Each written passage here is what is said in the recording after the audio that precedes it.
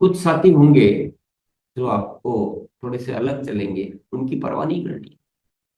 मेरा तो अलग सिस्टम है। कोई 10 साथी है, 100 का ग्रुप है और उसमें से 5 या 10 या 20 बिल्कुल अलग चलना चाहते हैं, तो फिर एक जोश आ जाता है कि नहीं, जो बाकी जो 80 बचे हैं या 50 बचे हैं, वो इतना पावरफुल तरीके से करेंगे कि उनका कुछ प्रभाव ही नहीं रहेगा। ये जीतने का तरीका सर, ये रवैया होना है। आप क्या अभी कभी लेके बैठ जाते हैं, क्या करें सर, वो तो मानता ही नहीं है, वो ऐसे कर रहा है, वो खराब कर रहा है।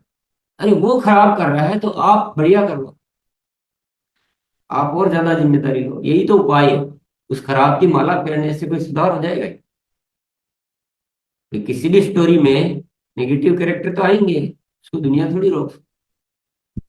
नेगेटिव कैरेक्टर नहीं होगा तो आप सोते रह जाओगे, आपका जागरण ही नहीं होगा, आपकी शक्तियों को आप जागृति नहीं करोगे। तो नेगेटिव रहेंगे, उनकी चिंता नहीं करो, उनकी क्षतिपूर्ति आपको क्रांतिकारी उसे हो सकती है। आपका व्यक्तित्व हर मामले में नंबर 1 होना चाहिए, हर मामले में।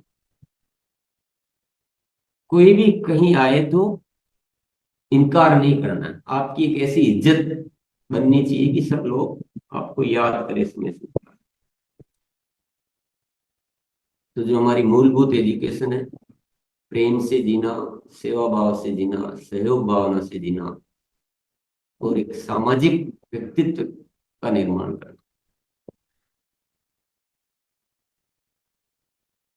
साथियों, आप बात को समझ गए हो? करना मायने नहीं रखता है, किस नजरिए से करना, किस जिज्ञासा से करना, किस तैयारी से करना, वो मायने रखता है। अब मुझे बताइए, इसमें से कौन सी चीज बहुत मुश्किल है? असंभव की तो बात ही नहीं करते, मुश्किल कौन सी है? क्या हम सेवा कार्यों को जितना करते हैं उससे 100 गुना नहीं बढ़ा सकते? क्या दिक्कत आ रही है? जिन्होंने किया उनको कोई दिक्कत आई क्या? और उसके बिना जीवन में रस क्या है? क्या रस है? बेरस निरस होकर जीना चाहते हैं। आपको कितना आनंद आता है, कितना आपका सामाजिक दायरा है? आप बढ़ा सकते हैं, लेकिन अब विशेष ध्यान ये रखना है कि नए लोग 90% होने चाहिए। ये आपको ये कंडीशन को फॉलो करना है। सब जने ताकत लगाएंगे, कैसे भी प्रयास करेंगे, लेकिन नए लोगों को बुलाने का आप व्यवस्था जुटाएंगे, और खूब अच्छे से प्रभावशाली तरीके से। और इसी तरह से ये जो रोगों का परिचय या जानकारी लेने का तरीका है, इसको भी बहुत प्रभावशाली तरीके से करेंगे। बाकी चीजें आप समझ सकते हैं, अन्यथा हम गुरुकुल में ये सब चर्चाएं होती रहेगी। कि अगर कोई डिटेल में या इनको लेकर किसी को कोई प्रश्न हो तो आज भी पूछ सकते हैं। और इतना हमारे अंदर एक विजन होना चाहिए, ये आप सब साथी मिलकर एक उस चीज पे डिस्कस करें, बैठे थोड़ा।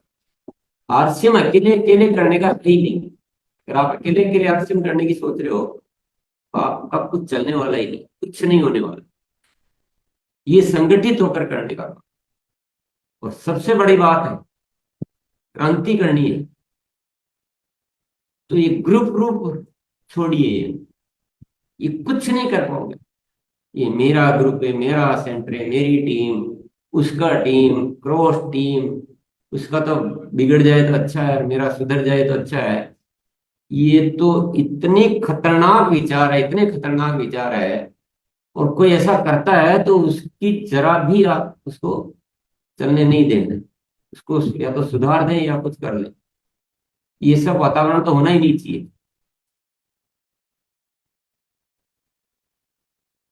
सबको आप समझाएं, एक अच्छा वातावरण डेवलप करें। तो ये कुछ तो सामाजिक दायरा बढ़ाने के सुधार है, और कुछ हमारे चारित्रिक जो गतिविधियां हैं, हमारी जो सोच है, वो दुनिया की सोच से अलग लानी।